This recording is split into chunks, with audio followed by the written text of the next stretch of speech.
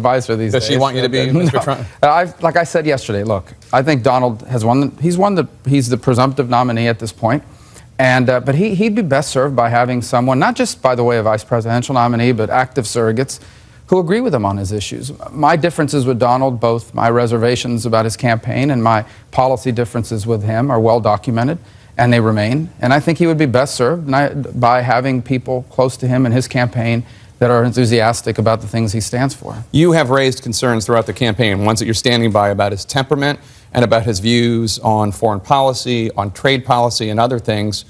Would those reservations keep you? Do they right now preclude you from endorsing him?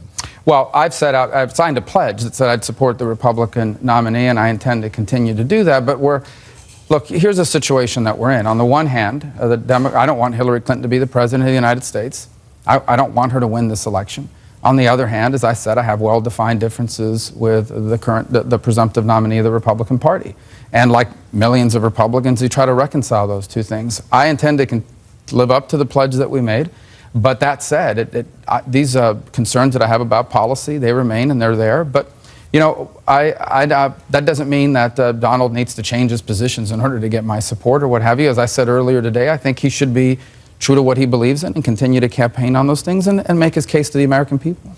But it's not just concerns that you've had about him. You once said that you didn't think it would, that you had concerns about the fact, about the nuclear codes being in the hands of an erratic con man. That was what you said. Well, so I'm not going to, here's what I'm not going to do over the next 6 months is sit there and just be taking shots at him. He obviously wasn't my first choice because I was running for president. He has won the nomination. And now he deserves the opportunity to go out and make his case to the American people. And that's what he's going to do. I don't view my role over the next 6 months to just sit here and level charges against him. I know what I said during the campaign. I enunciated those things repeatedly, and voters chose a different direction. I stand by the things that I said, but I'm not going to sit here now and become his chief critic over the next 6 months because he deserves the opportunity.